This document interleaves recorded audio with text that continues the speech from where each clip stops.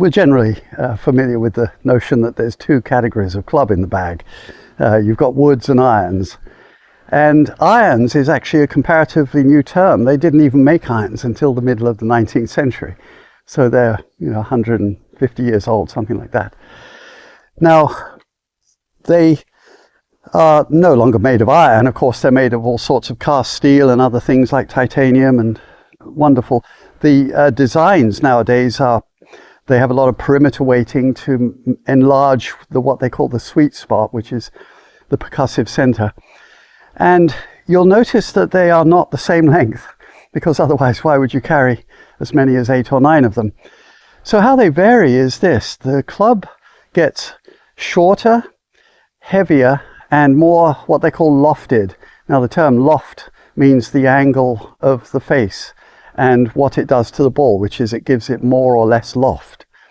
And so as the club gets shorter, heavier, and more lofted, the ball goes what we hope is a predictable distance less than its neighbor in the bag. And nowadays, although it wasn't the case 150 years ago, nowadays they just number them. So they've got a 3, 4, 5, and so on, all the way up to a 9 iron. Then there's a pitching wedge. It gets a bit complicated, which is just a fancy name for a 10 iron. Then some companies actually throw in a 10 iron, and then the next one is a pitching wedge, but you get the idea. So they're numbered, and each adjacent club is arguably going to hit the ball predictably less or more distance than its neighbor. Now, we have to do the same swing for every club in the bag, and that's true generally across the whole set. But we then learn how to pick the right club for the task in hand. Now, irons are generally used for what is called the approach shot, which is not the tee shot, it's the second or third shot where your intention is to go onto the green. And so you're not trying to hit as far as possible down the corridor of play, what they call the fairway. You're trying to get to a specific area and drop the ball and stop there. And so you do have to, of course, get a golf swing that hits the ball with some consistency. And then you need to learn what club goes what distance. And this is where you get some help on the driving ranges and even on the golf course. Golf courses usually have markers at the 100 and the 150 off to the side of the fairway, which give you a clue. And in fact, a lot of the time they have sprinkler heads with numbers on them to the middle and the back of the green. And if you can find one of those and then do your sums and pace off how far or away you are from that marker, you can get an idea of what your distance is. Nowadays, of course, people are even carrying these rangefinders. So the best way to do it, and how I did it when I was growing up and learning the game, was that I would play golf, and where I found I was most likely to get helpful numbers was on the par 3s. The par 3s are the short holes where you've got a fixed tee area, fixed green area, and one shot goes on there. So you're essentially hitting that approach iron from the tee. That way you know exactly how far you are from the green because it's on the card. And so over a period of time, if you're lucky enough as I was to play the same course over and again, you get to the point where you've experimented and you found what club went that distance. Now the equivalent on the range is to, I think, speed that process, is often driving ranges have yardage markers or flags, and especially if you have one of these rangefinders, you can scope out everything and get an idea of the lay of the land.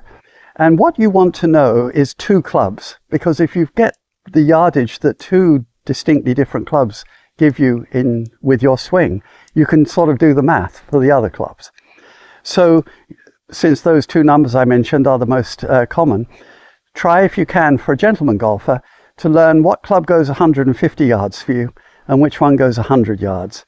It may take a little while, but those 2 numbers are enormously valuable. 1, because they're easily found on the golf course, and 2, because once you know them, you can say, well, I go 150 yards with my 6 iron, and I go 100 yards with my 9 iron. So you can do the math. You've got to break it up into, what would that be, 16.5 yard increments between the clubs. 6 iron, 7 iron, 8 iron. Oh no, it's actually a quarter. So a quarter of that distance. So it would be 12.5 yards.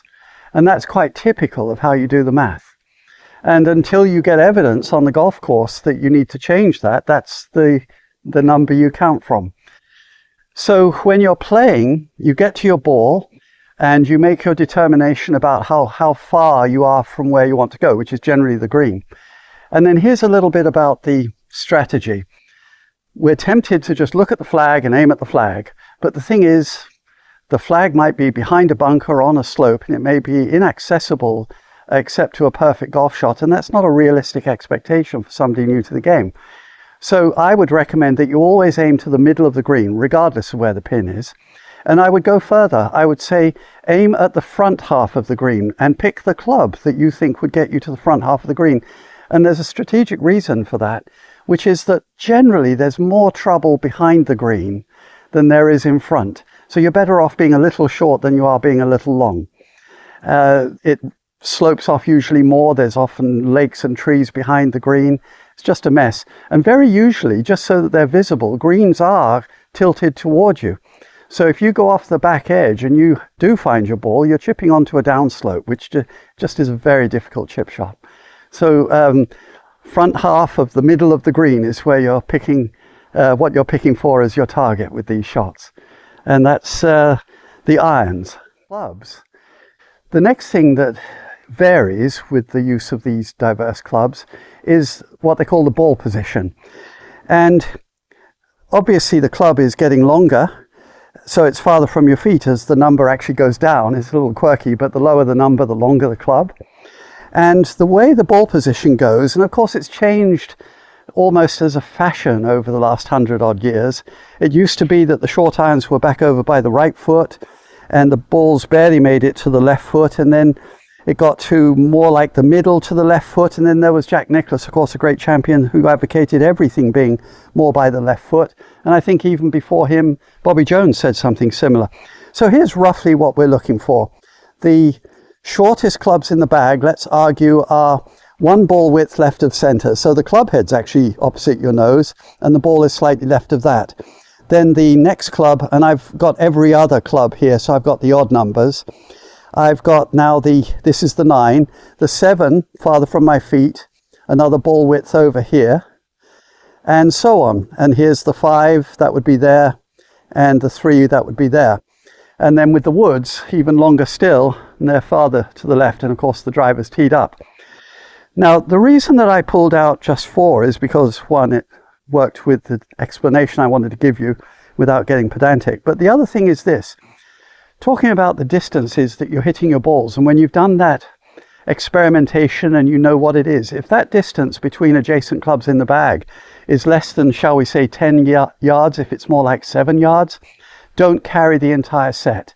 It's confusing and unnecessary. Take what I grew up with, which is a half set. Now, I actually happen to have all the even numbers in my bag. I had a 4, 6, 8 and 10. This happens to be a 3, 5, 7 and 9, and this might be the way that most people go because they don't have a 3 iron. What they have is one of those modern, almost a third variant of golf clubs, which is called the hybrid or rescue club. It's a squashed wood and they're just easier to hit than the long irons.